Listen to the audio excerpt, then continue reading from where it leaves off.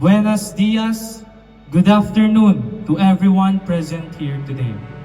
To the City Mayor of Zamboanga, Honorable Kimer Adan Olaso, to our punong barangay, Cap Rayson P. Modillas, and to the respected barangay officials, our Katipunan ng Kabataan officers, our partners from the Zamboanga City Disaster Risk Reduction and Management Office, my council, the Consejo de Sangguniang Kabataan, and most importantly, my fellow youth of Barangay Kawit.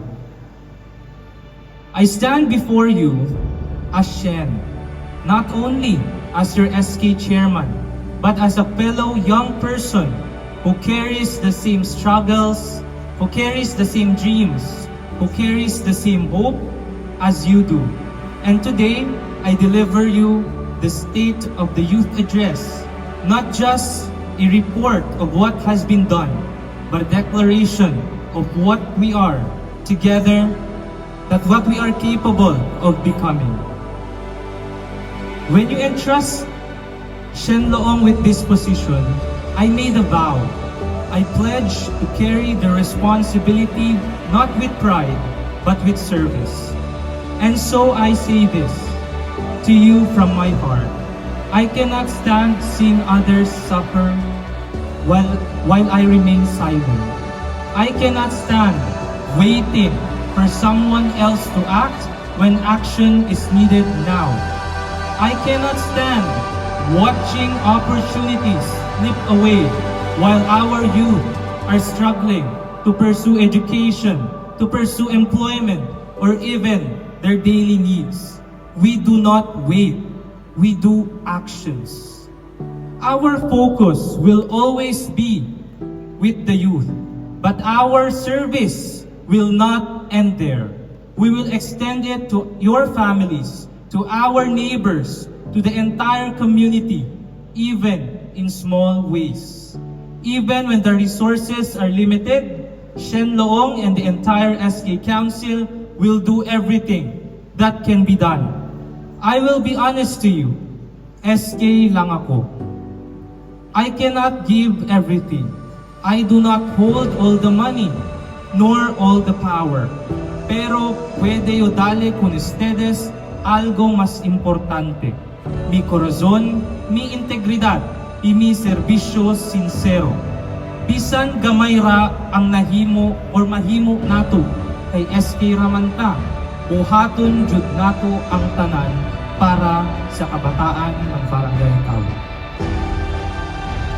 We live in a time when the Philippine government is plagued by corruption, inefficiency, and broken trust, especially with the current issue of flood control scams and ghost projects. Too many leaders fail to live up to their promises.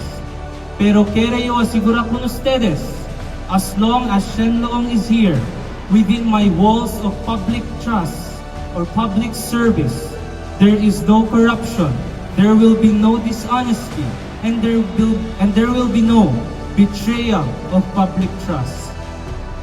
Nung ako po ay tumatakbo, ang sinabi ko, ang budget ng SK ay pera ng kabataan. Ang pera ng kabataan ay dapat maibalik ulit sa kabataan. Every project, every program, every initiative na ginagawa ng inyong sangguniang kabataan is rooted in transparency and accountability.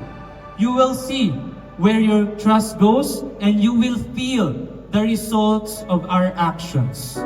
But my fellow youth, let me also remind you, we are not starting from nothing. In fact, in my administration as your SK chairman, there have been many first times. For the very first time, the youth of Barangay Kawit experienced programs that lifted not only their spirits, but their opportunities in education, in sports, and in leadership. For the first time, projects were not just promised, but implemented and upgraded, raised higher for the benefit of the young people. For the first time, transparency has been practiced so openly in our SK administration. every program, every budget, every effort, we made sure it was seen, na nakikita ninyo, it was felt and experienced by the youth themselves. Because what is the use of service if it is hidden? What is the use of a promise if it is not delivered? And I am Shen Loo, your SK chairman, and I promise you this, as long as I am here, as long as you entrust me to serve, I will serve with honesty, with courage, and with whole heart.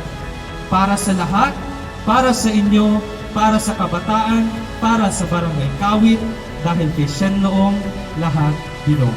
Muchísimas gracias, daghang salamat, maraming salamat, wassalamu alaikum warahmatullahi ta'ala wal barakatuh.